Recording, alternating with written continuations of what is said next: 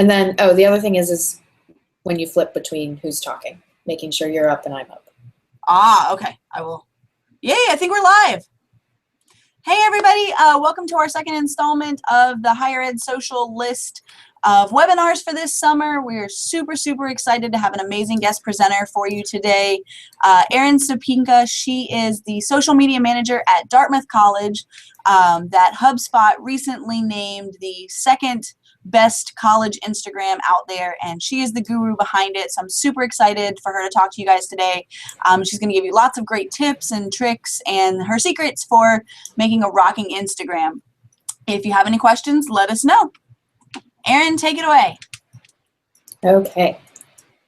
I need to put myself up so I can see myself.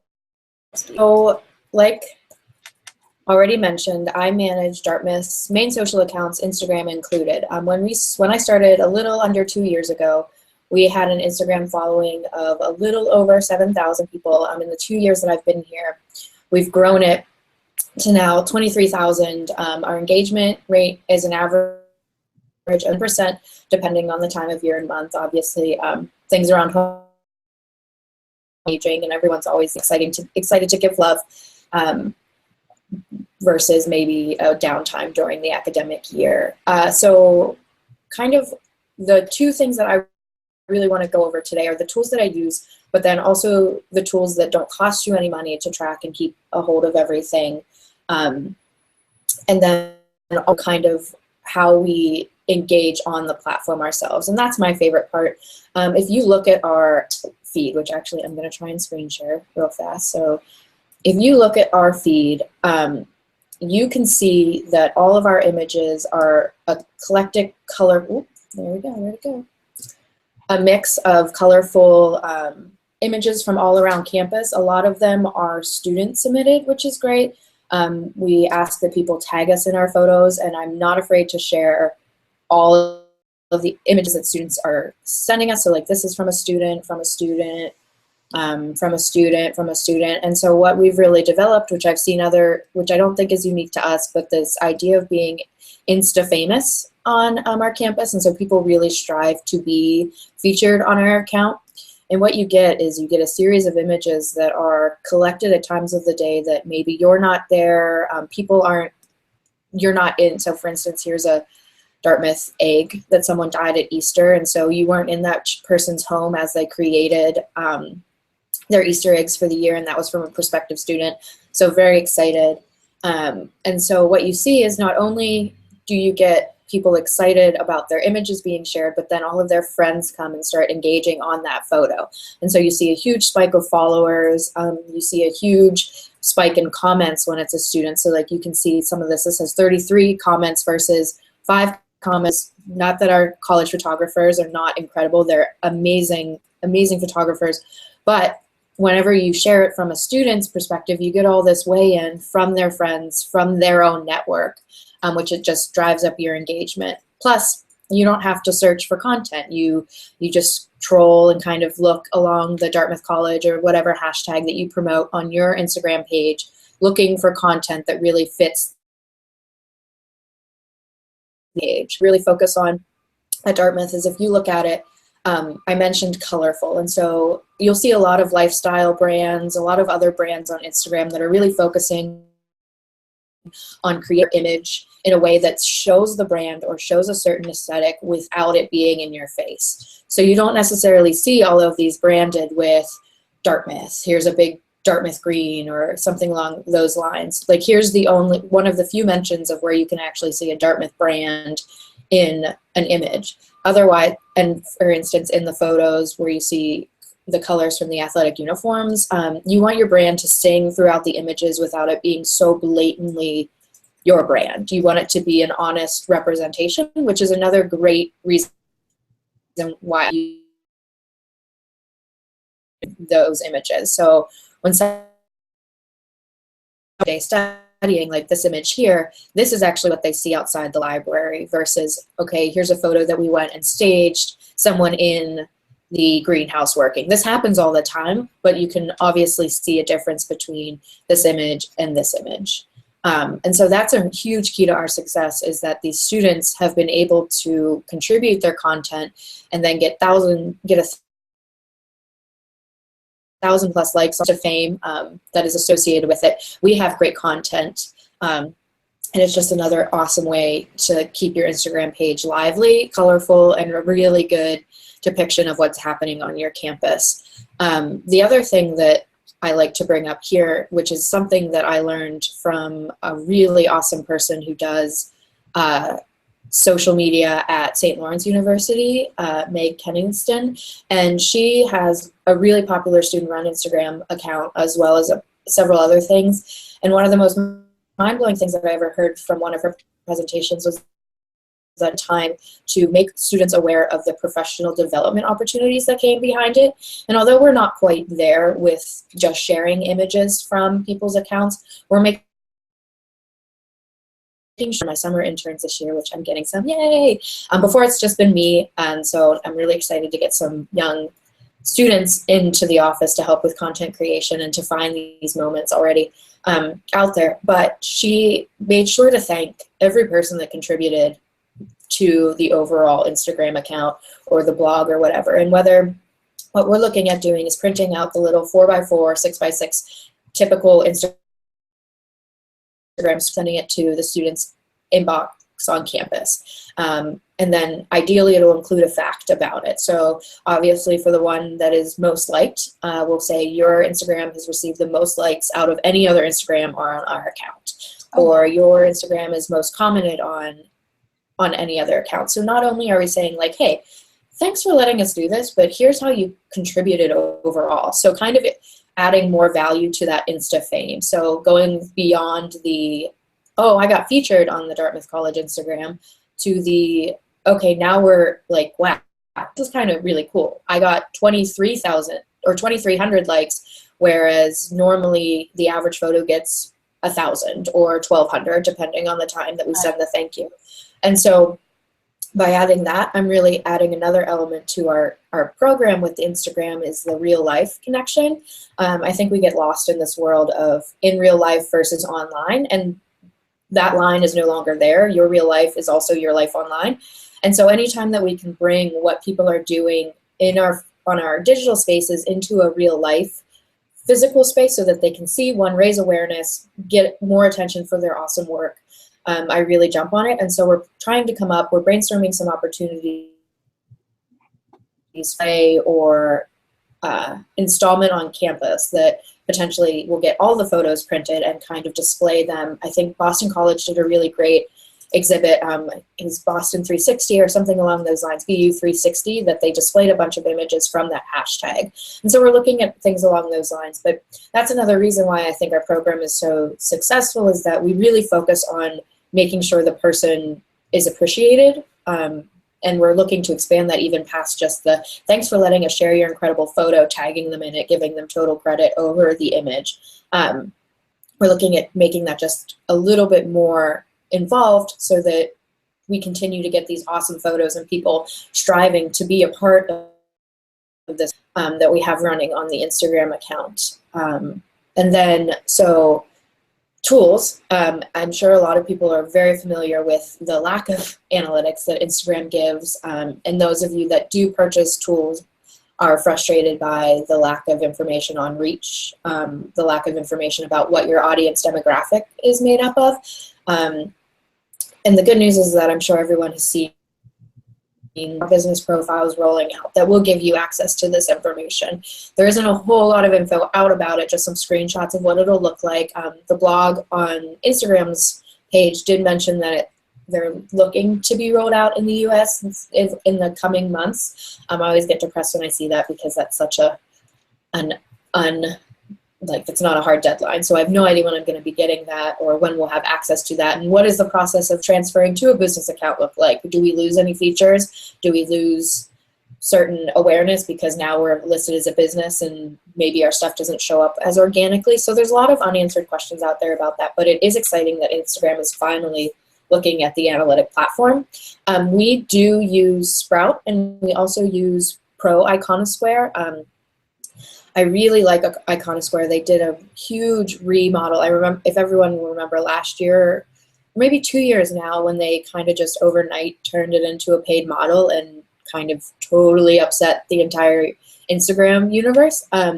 They did a lot of user testing and trying things out, and eventually rolled out a paid model, and then now have rolled out a redesigned version of that paid model, which is, I think, really a wonderful tool. So I just wanted to take you quickly through ours real fast, which actually you guys were seeing a little bit of it already. So this is obviously what your feed looks like, but then here's the really great part of what we use here. Is the overview. You can see a bunch of stuff, top media, total followers, total followings, total likes received, and you can change the different time periods. So like here you can see over last 7 days, yesterday, this week. And the other nice part of this, which is something that Iconosquare did not have before this paid model, is, while it reloads, is that you have the ability to download some of this information. Not everything is downloadable, and there are limits, which is mostly, I think, due to Instagram's API. But what you can see is you can download this gained and lost followers. You can look at the community of what your community looks like in growth and other things. So who are your lost followers? Is there anyone here that you're surprised about? People that maybe you want to reach out to again and see if there's a way that you can gain their trust back and following. So all the typical stuff that anyone that was familiar with Iconosquare before is available, just in a nicer visual, and also downloadable, which I think is the huge selling point of this. So you can see we're a huge fan of the normal filter. I don't do much editing, if any, to any of the photos that we receive, especially ones that we take ourselves, unless I need to brighten them up or do a little bit. I try to take them as authentically as possible. That being said, students do edit theirs, so you will see that sometimes their photos are a more edited version of what actually happened, which is fine. Again, it's a student thing. It's a student image, so I like to leave the lines a little more blurred there. And then so you can see engagement and best times to post. And so I really do like Pro Iconosquare. I think it's really been helpful. This is also how I pull all of the images. I don't use any sort of regramming app. I'm not sure if it directly helps anything, but I really do believe I like keeping a very uniform look on Instagram. So I don't like kind of moving away from what we've branded as our Instagram account on Instagram.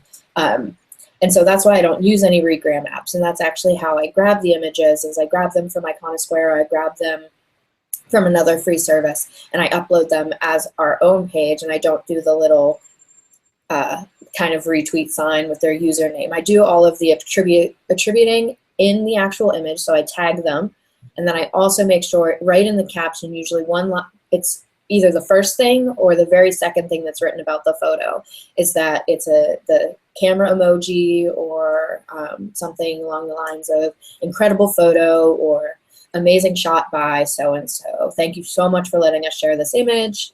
Interested in being featured, make sure to tag your photos Dartmouth College or tag us in them so we make sure to see them. We love sharing your photos, or we want to make sure that we catch them. People DM us, and so that's something. I set up a social.media@dartmouth.edu account because I'm a firm believer in kind of the mystery behind the curtain. And so instead of revealing who I am, I just have them go to a social.media@Dartmouth address that they can send images to. This is useful because I do get a lot of privately shared images that I can't see, but I'm very open and I say, we don't follow them and their account is private. We'd love to see the image. If you want to send it to social.media@dartmouth.edu, or if you want to approve us following you, we're more than happy to. And so I get a mix of people letting us follow them and a mix of things being emailed. What also helps is that when people send them to the email address, we get the higher version of it usually, and so I can use it more easily across multiple channels without it looking too grainy. But that's just an added benefit of reaching out that way.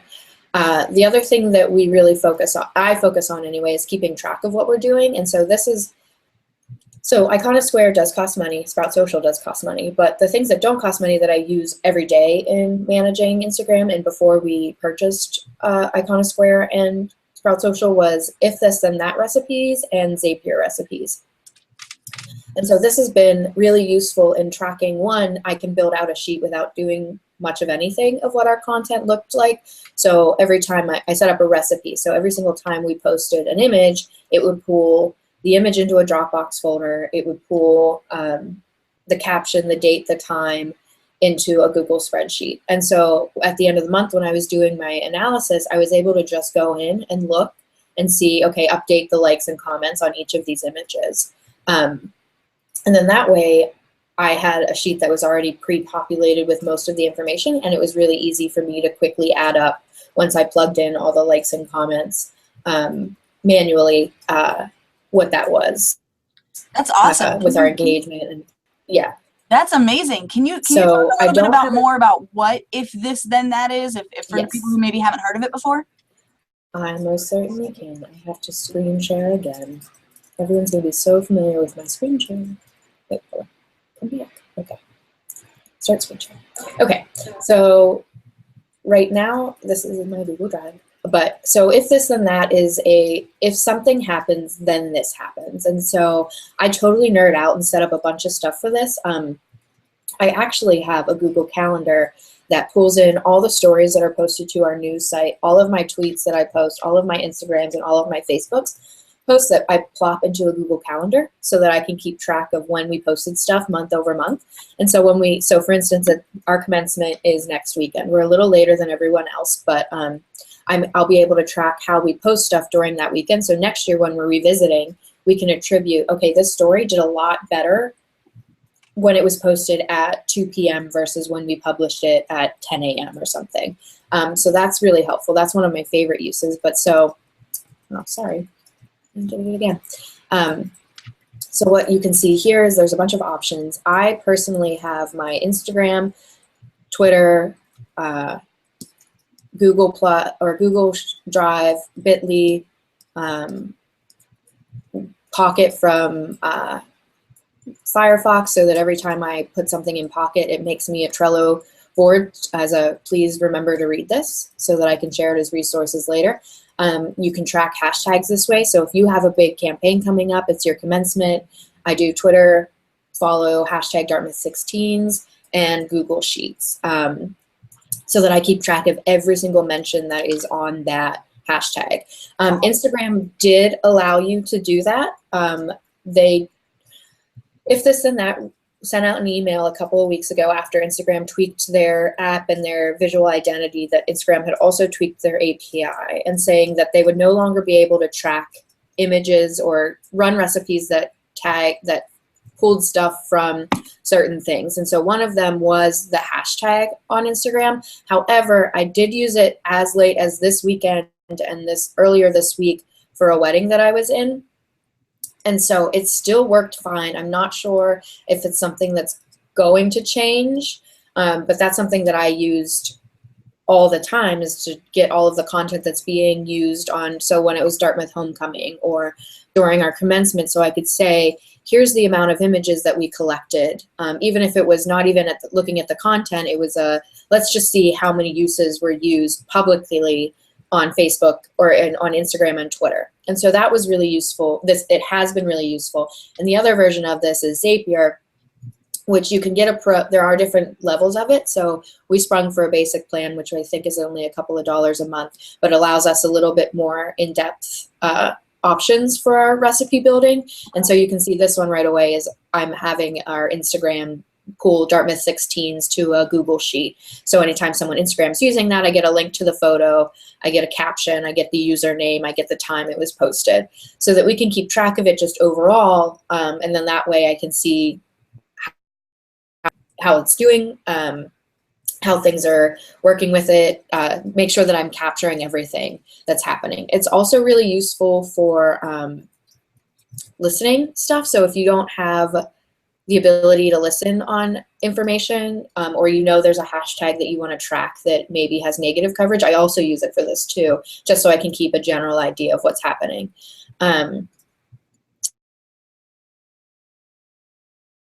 I would imagine, love, I'm sorry. I think you're freezing there for a minute.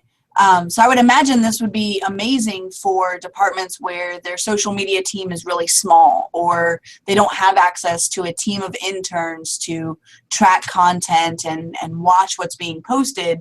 This basically does it for you, and then you can go in and monitor it, but it's going to plop them all in where you could actually see it.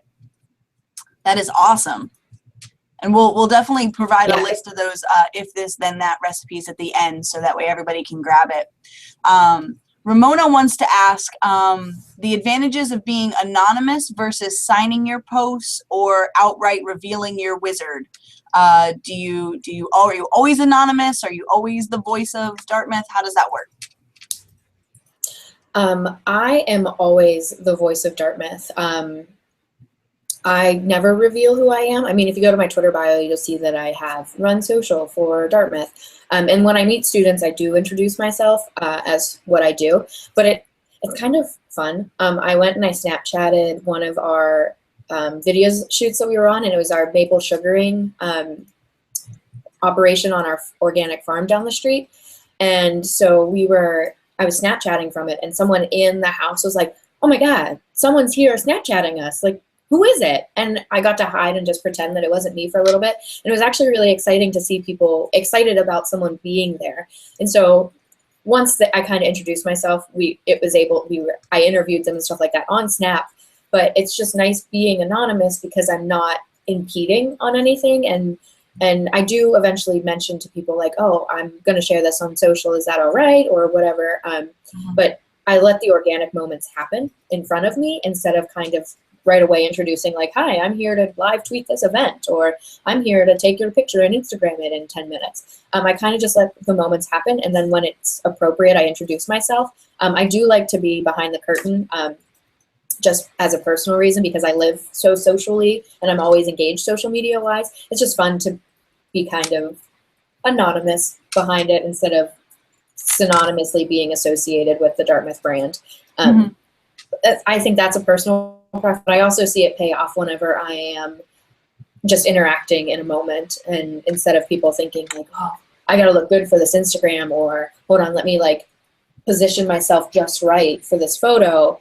It's just like, "Oh, I'm just gonna snap a photo. I'm gonna snap a couple of things," and then because I am a stickler for how I look in photos, I always am like, "Oh, do you like this one? Okay, we'll Instagram that one." Or so I eventually reveal who I am, but 9 times out of 10, if it's an online interaction, I'm just starting with social media.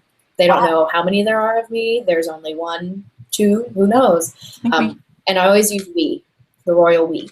Okay. Who is just Erin, but it's a we. That's awesome.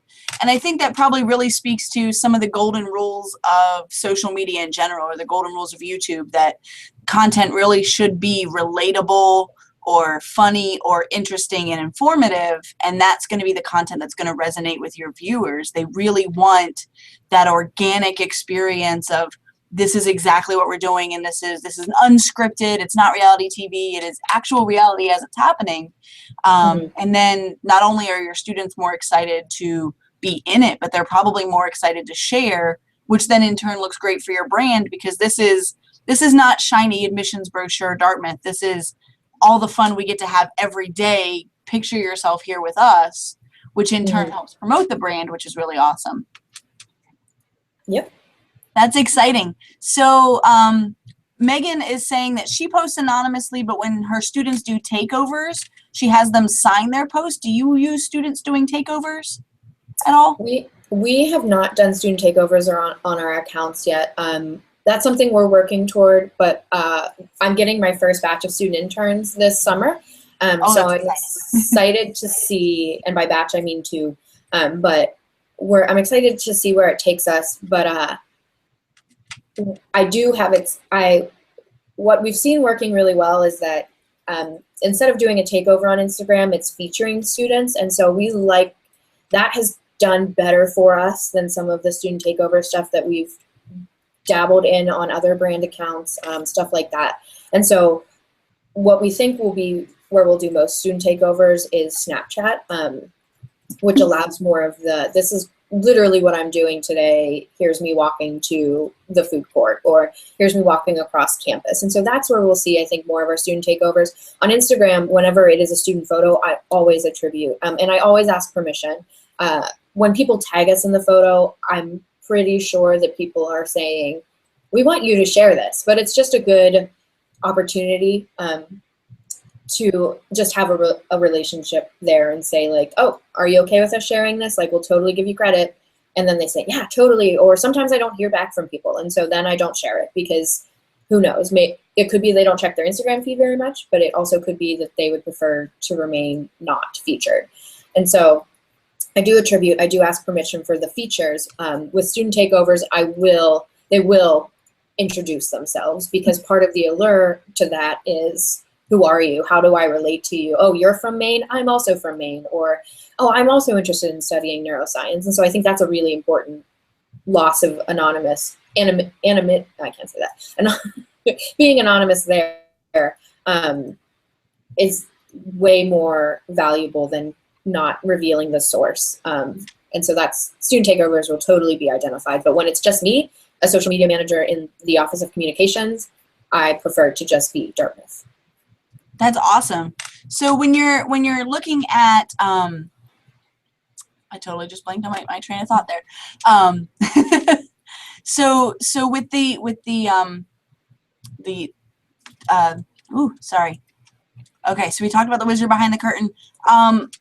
You mentioned that when you repost someone's things, you download it and then re-upload it to Instagram, so it doesn't have that tag on there of the repost. I would assume that probably because you're asking permission, that really also would help with any sort of like copyright issues, or people being mad that you stole their post, or any sort of shadiness, like, oh my gosh, the Big Brother is watching my Instagram and they're snatching my stuff. So that seems to be a really great way of kind of stemming that concern, that not only am I asking permission, but you're also going to get tagged, you're also going to get featured with all of that. So that is awesome.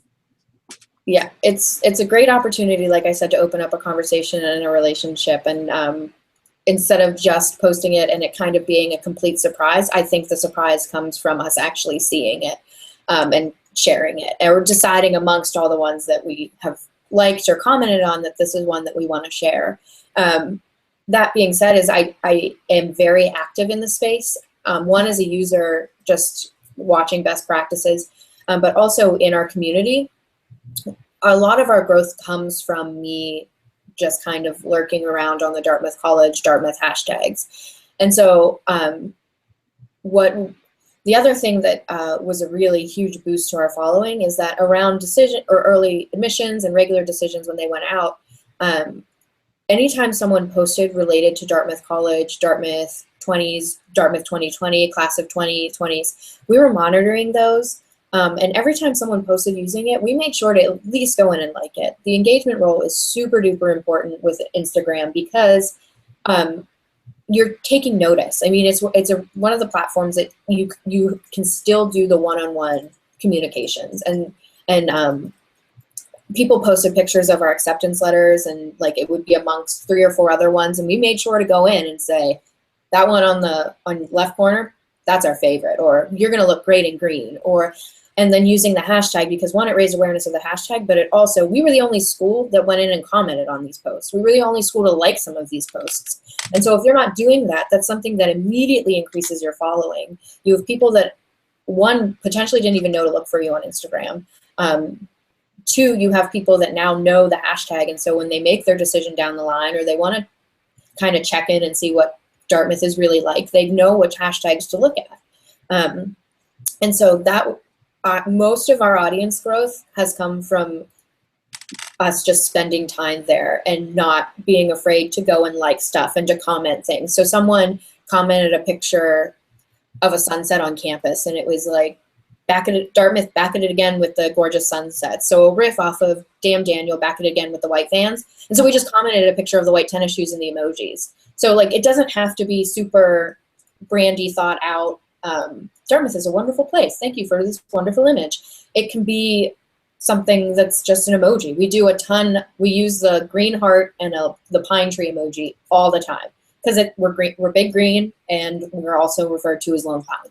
And so, perfect. That's that's an easy response. It's in my favorite emojis. I just go in and I type a bunch of those, and I just say great photo or something. And actually taking a time to look at what the image is, select and the caption, select what emoji fits best with it. I mean, it takes time, but it also has just wildly changed our audience on Instagram. Whereas before, we may not have gotten the same engagement because we were just posting stuff and being very one-sided. We're actually in the space as a user, and people are, but we're also there. We're not just like, here's a pretty thank you for sharing. It's okay, we're communicating with you here.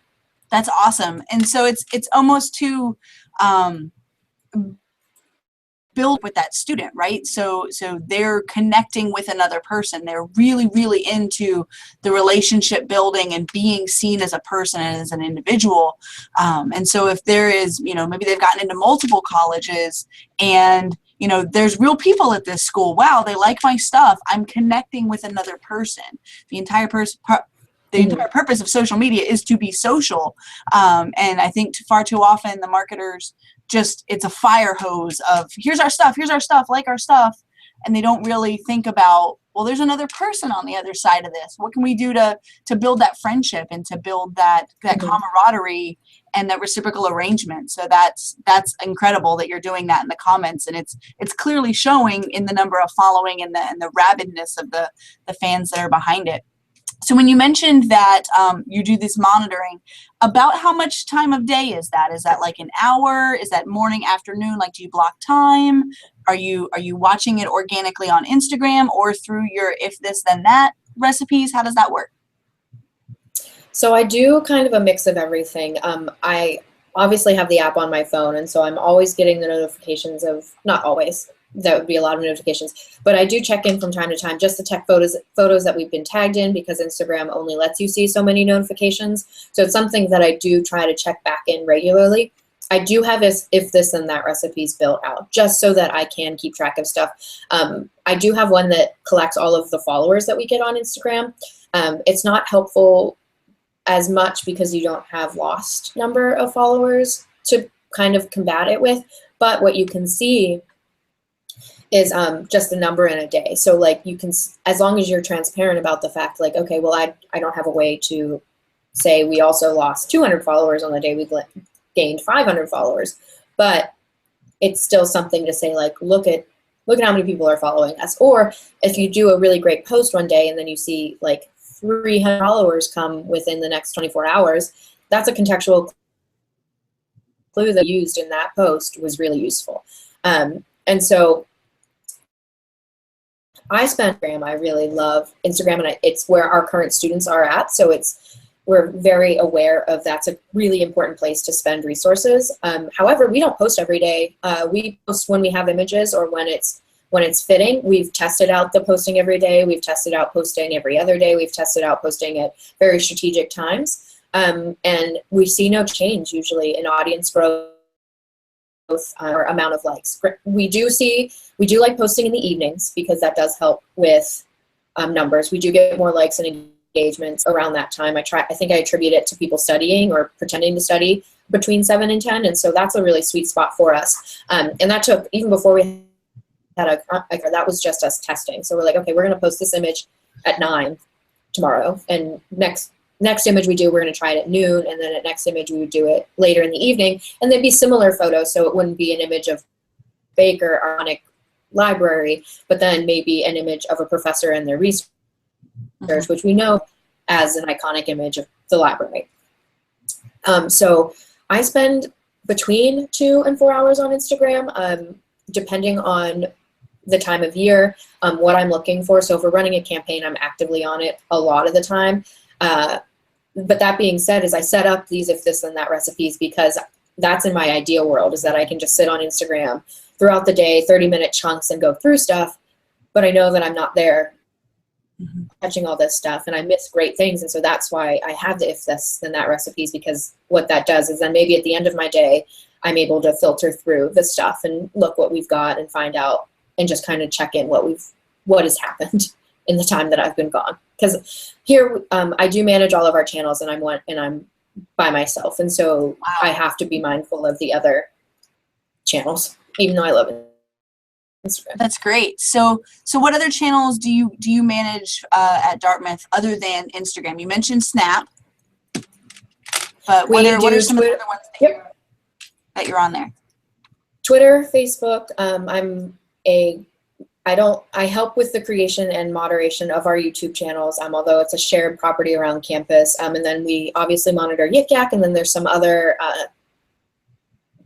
set like Dartmouth specific forums and blog forum actually that I also kind of just pay attention to. And so I do content creation for all of the channels, and monitoring, maintaining, managing, listening, responding, customer service for those channels. Snapchat is our most recent endeavor. I think a lot of people can get on board with that one. We've been slow launching it, really focusing on the prospective students on that channel. But we're going to really amp it up this next weekend for commencement to see getting current or new alumni on the channel, because they're going to be leaving campus, and we want to make sure that they stay connected to us in ways that they're there and participating on what platforms, and Snapchat is definitely, we think, going to be one of those. So we want to make sure that we get it out to them, that as they're leaving, they can stay connected to us via Snapchat. So when you're talking about you talked about campaigns. How do you do those? Are they how do you come up with those hashtags? Are they content that you've kind of planned out, or are they just watching what's organically coming up with students? How does that work? So we do a mix. There are some campaigns that we do every year. Dartmouth Fall is one of them. Thousands of people come to the area to leaf peep, and so it kind of just fell into our lap of, it's a beautiful season and people come here to check out the leaves anyway, so we should naturally do that. Our hashtags here are life cycle related, and so they come in as Dartmouth 16s, Dartmouth 20s, Dartmouth whatever year. That hashtag is theirs for their entire life cycle with Dartmouth. So instead of us having like Dartmouth Convocation, Dartmouth Commencement, Dartmouth Grad, it's Dartmouth 16s, Dartmouth 16s, Dartmouth 16s, from their freshman trips to their sophomore summer to their graduation to their reunions. There are event hashtags that overlay those. So we do have a Dartmouth Reunions hashtag that's from the Alumni Affairs Office that kind of captures everyone that is on campus for a reunion, because we hold several at one time. But we really started focusing on those class years, those class hashtags, because it's a really, really, really important part of the Dartmouth experience is your class year and being a part of your class, the 4 years that you're here. And so those are campaigns that kind of lended themselves to us. The ones that if you count, Dartmouth has a very long name, and there's not really a shortened version of it that has the same strength as Dartmouth as a whole. So that's something that we've struggled with. So you'll notice that our Dartmouth Homecoming hashtag is Dartmouth Homecoming, which can be frustrating because characters, which now will not be a big issue, but before it was. And so we spend a lot of time developing those and thinking about them. And what I do, I have a social media users group that I share with Sarah Maxwell Crosby and Web Services here. And we make sure that it's social media users from across campus. So it's people that are specifically charged with maintaining social channels, all the way to people who manage them as other jobs assigned, or they're the administrative assistant in an office that is now running a Twitter account or a Facebook page or a Facebook group. Wow. And then we have a higher level social media strategy committee that is made up of people that are the main institutional accounts. So athletics, alumni affairs, the library, and our professional schools. And so what those different groups allow us to do is promote these hashtags and these campaigns to a static audience. So we have an email listserv of all of these people that are members in the groups. And so every time we do a campaign, we attempt to put together some sort of social media kit that includes, depending on which group it's going to or the area that we're sending it to, the hashtag, some selected images that they can share, and some draft. One great one that our alumni department put together was a targeted alumni campaign to welcome the recently accepted students. And so they sent out and DM'd and messaged and emailed alumni that were active on social media platforms with information and with tweets that they could send. So there's enough information for someone to, if they just want to really quickly copy and paste and send it off. But then there was also the opportunity for them to craft something more meaningful or something that maybe took a little bit more time, or ways they wanted to connect separately. And so by sending these out, we raise awareness across campus, but then we also offer up opportunities of how can you connect your department to a campaign that's happening. So graduation, we always say, do you have a ceremony for your seniors, specifically for your department? Do you have a thank you party that goes off that you celebrate for the seniors that are leaving, that worked in your office, or was an athlete or something along those lines? And so we also grow them thinking about stuff so that they generate content for us. So it's not just me finding is that fit different things, but they're sending an image of the thank you cake to their 16s that we can also then use and say, like, dining services sends off their 16s or their soon to be graduates this today or whatever. And so that's content creation for us, and that's how we kind of get that information out there, and then ideally they create content there for us. That being said, we do have content that we create for the campaigns to get it up and running, especially if it's a new one, to kind of raise awareness. And then we have a lot of organic ones. The way our terms are identified, we'll just hashtagging stuff kind of fun, that's not a word, but whatever. More interestingly, so like 16 spring, so it would be hashtag 16S. And so when we have a snowy day in April, people will use hashtag 16 sorry it's still snowing, or something a lot. So there's not one that kind of exists that everyone always uses for each turn, especially since the year changes, but the last initial does not. But what it lets you do is then you can play into that. And so you just kind of watch and see what people are using in their own posts. And then as a brand, you can your own or play along with that kind of campaign that happens. That's incredible, because I think sometimes too, especially for those that are maybe in silos out there, they're toiling away at a desk all on their own. They feel like maybe they have to be in charge of everything and keep the content as a stranglehold. Or if I let other people create content, it might go left, and maybe that department's not going to create something as great. But what you guys have done it's almost like you're not running the show, you're more the orchestra director of it. So here's some good stuff, here's what we're going to do, let me clearly explain the goals and some potential content for you. We'd love your help in doing this, but also giving them the autonomy to kind of dining services and cake, which would be, what might not be as authentic if it came from, a history department or from the main account, right? But it's super authentic because that's what dining services does. So that's a really awesome thing that you guys are doing there. And you spoke about the class groups. That just blows my mind. Like that's community within a community, right? So bonding them to each other, and then also what we try to do if we think about learning objectives and what we want students to get in college, they're building identity, right?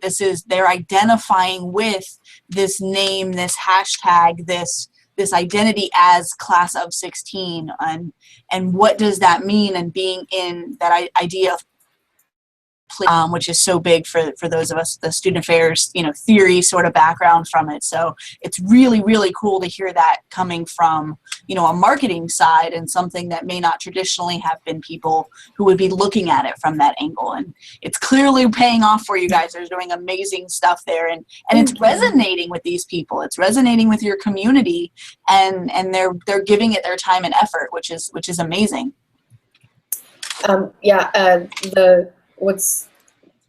Why I like the class year hashtags and why I was such a huge cheerleader for it is that it then allows people to add value to the hashtag. I think the biggest gripe that I have with hashtags and campaigns is that very little people take time to think about how they're going to give back to it. And so we ask these students to give me your content, give us the stuff that we want to see, and give us the beautiful images of campus and the really sweet sentiments when you leave. But what do we give to them on these things? Yeah, we think of it as just a tweet or just a post or just a photo, but it's still like we want them to use it. There should be an incentive. And so by having the class hashtags, we're able to also share information that way. And so, for instance, our housing department uses the class hashtags to send out reminders when certain applications are due. Our first year trips send out reminders to the incoming students of don't forget to sign up for your trip, and all of this other information that we're able to, and we're slowly growing as we learn more about timelines and dates and stuff like that, and get more people on board across campus with using these central class hashtags.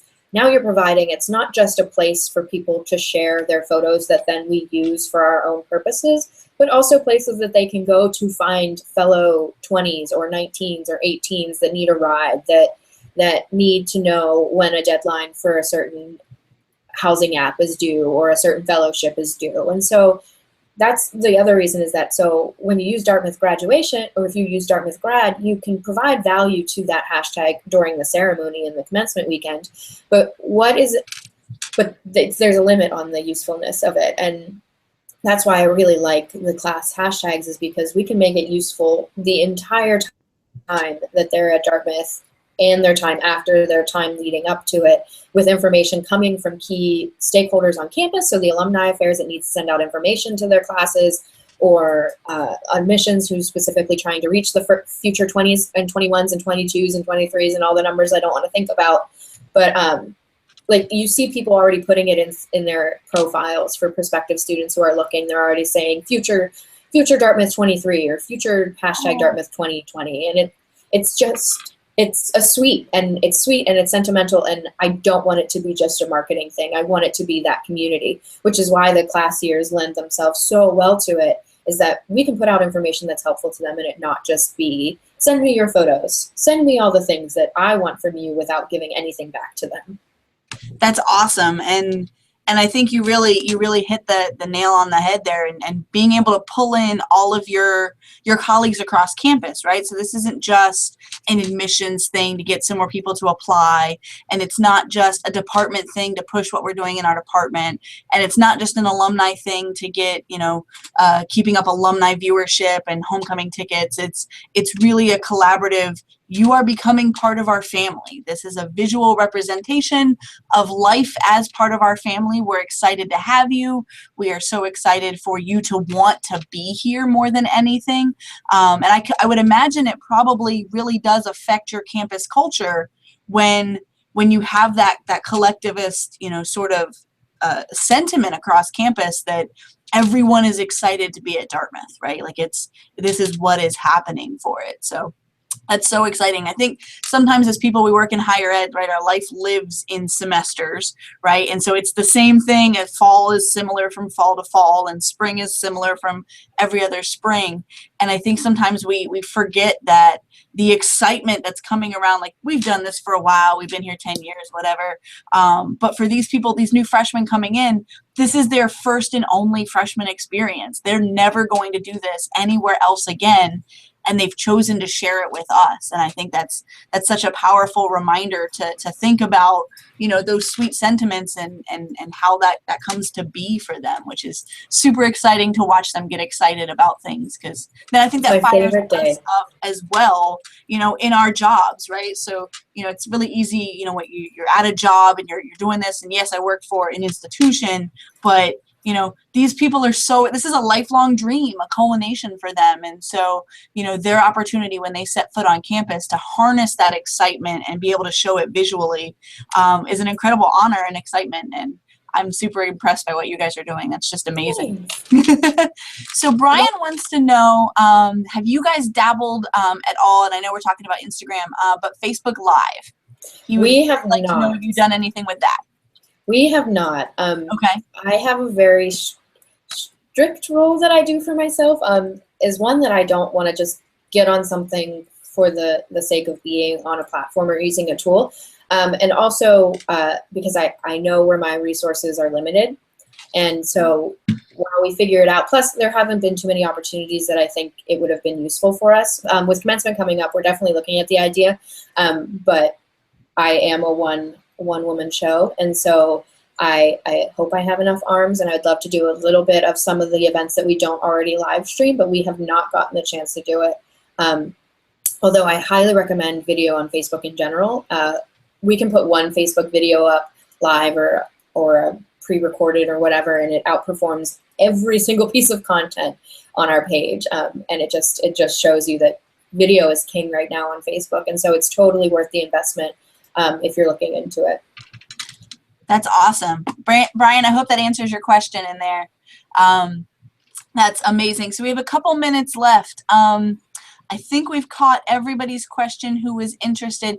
Is there anything else, maybe some best practices or quick, if people are thinking about, they're hearing this is where students are now, they are on Instagram, they're not on Facebook, right? We're hearing all these trends. What would you recommend, maybe your top 3 things for people who are thinking about getting on Instagram or they're managing an Instagram? What are your big takeaways for them? I think the number one thing that you want to do is get on and start looking at it, whether it's creating a personal account or creating your institutional account and not promoting it. Or even if you already have one, take some time and spend time in the space. Follow the accounts that are top promoted, or the ones that you see a lot of references to. Look up some influencers for your specific demographics, and just make sure that that you're spending time in this space, because it's really what I find more and more interesting about the younger generations is that they're really good at calling you out on not being true, or not being authentic, and so they can smell a fake from like a mile away. And so that's why I'm so adamant about spending time in the space and understanding it, because they may not say like, oh, this is totally lame. They might just not come to your page. They may not like your photos. They may not engage with your content. So really set aside some time to learn and be in the space just as a lurker, just as someone testing things out on your personal account, trying out different hashtags, looking for community hashtags that you might be interested in following personally, and just learn the space. And then the second thing is making sure that you're there and engaging with your community. Once they start coming and start paying attention, don't just leave it at that. Make sure you're paying attention to them, and that you do set aside time, even if it's just 30 minutes a day, to like X amount of posts, or to make sure you're going through and checking things out. And the other thing is I'm not afraid to follow people on accounts. I see a lot of main accounts that will not have a ton of followers. They will have followed like 10 people, and it's all institutionally related accounts. I very much treat followers on Instagram and on Twitter. Instagram, you have less organizational possibility. On Twitter, I organize everyone that I follow, so I know exactly where they fall into what category and what audience, in case I need a piece from a current student, prospective student, whatever, so that I can see that that information separated out. But on Instagram, it's where you're collecting the people that really influence your brand, and there's students that are living on campus. There are professors that hold classes that are specifically Instagram related or social media related. So don't be afraid to follow people, and make sure that you follow people that are related or producing content that is useful to you.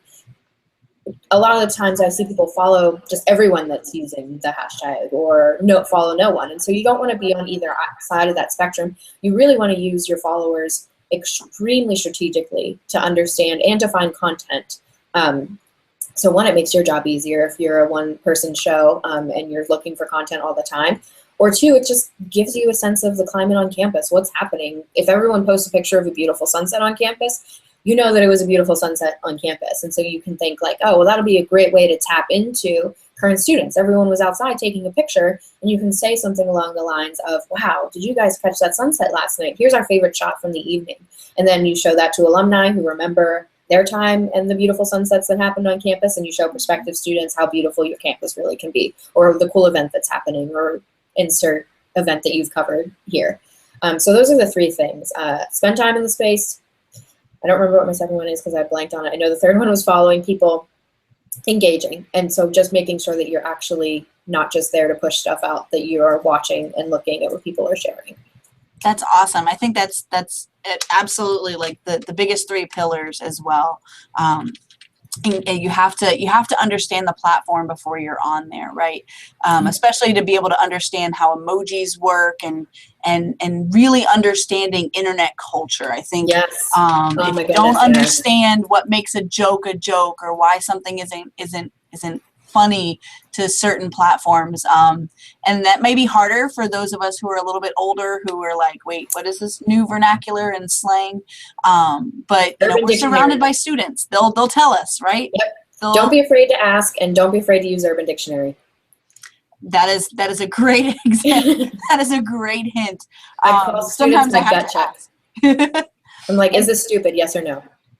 And they say no or yes, and then if I'm like, well, what does this? Because the other thing is there's a lot of emojis that have other meanings to them, and so I just always like to double check that. And I'm a heavy user of emojis, so I'm pretty familiar with a lot of the really pop culturally ones. But if I start using a new one, I always make sure to like do a quick like, okay, what does this one actually mean? Puppy face looks friendly enough, but who knows? It could mean something else. I don't know. It doesn't. So I use it all the time. And I think that's amazing for marketers to really understand, how this works, right? What are these subcultures that are attracting students? And every platform is going to have a different one, right? The vibe on Snapchat is going to be way different than the vibe maybe on Tumblr or here on Instagram, and what's going to resonate with your viewers. So that's been amazing. If you could, for Brian, he would really like to see your recipes again. So in like maybe the minute we have left, can you share those again, or or on the Google Plus page? We'll have those links for everybody. Yes, I can definitely post. There's a ton of great articles out there that I think like HubSpot does some. If you use any sort of social media management tool, even if it's free, like Hootsuite or Buffer or something, they seem to all have a blog that's like the 10 best if this then that recipes that you use. And actually, I can show you really easily the date one. So you set up an account, and so let's click if this. So let's do. Actually, we'll just search because it'll be easier. Twitter. So if something happens on tweets, so here's all your options. So let's say you just want to build out a sheet of the tweets that you send or something. Or you want to build out a sheet of the new followers. Why does this keep happening? I think we froze. Did we freeze? Oh, am I still here? Oh, now we're back. Okay. Okay. And so you can see, you can set up anything. So let's say new tweet with me, or hold on, where's the good one that I like using? New tweet from search. This is my favorite. So this is one that you can use the regular search operators on. So if you want to look for a certain hashtag, but it's super popular. So like, let's say you want to do a hashtag study break and you know that everyone's doing it. You can use the same search parameters. So anytime someone mentions at Dartmouth and study break or something along those lines. So like if I do our Dartmouth 16s, we create a trigger, then that. And so this is where I select Drive. So I put it in a new spreadsheet, and so then it gives me, so add a row to a spreadsheet. I can do new tweet from Dartmouth 16s. And then what it does here is you can change what stuff is here. Like you can select your ingredient. I love how legitimately they go for the recipe thing here. But so here they usually pick ones that are actually super helpful. So you have username, text, link to tweet, created at. So that's pretty much everything that I could ever want from a tweet. But if I wanted a tweet embed code or the username URL, so a link to their actual profile, I could add that. But this is enough for me. And so it'll create a folder. In this folder, I already have set up on my drive. And so every time someone tweets that it'll create a spreadsheet line in that spreadsheet that I've just built using if this, then that.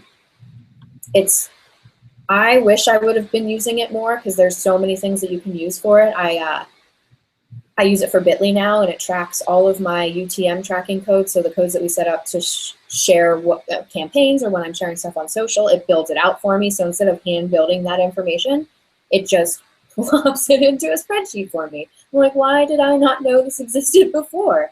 So I'm constantly learning stuff. But the number one suggestion that I say for looking for recipes is to Google like top 10 recipes for a social media marketer or top 10 recipes for social media on a if this and that, because it changes your life and it's free. Free is amazing because we're all working higher ed, right? The budget is a real thing. We'll have to do another whole webinar on if this then that recipes maybe. But thank you so much, Erin. This has been amazing.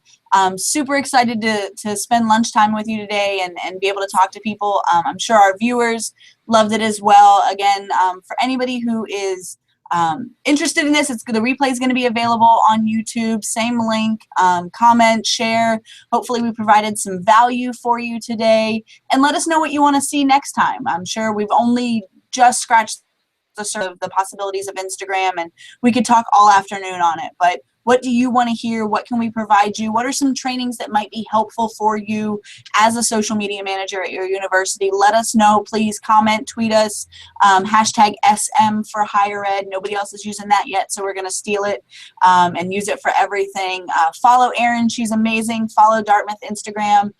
Get some great ideas. Huh? So I need one more follower to get a certain number that I want. So awesome. So and the other thing is out and follow her stuff. Get some great ideas for your campus. And thank you so much for joining this edition of Higher Ed Socials webinar series. Thanks, guys. Have a great afternoon. Happy weekend.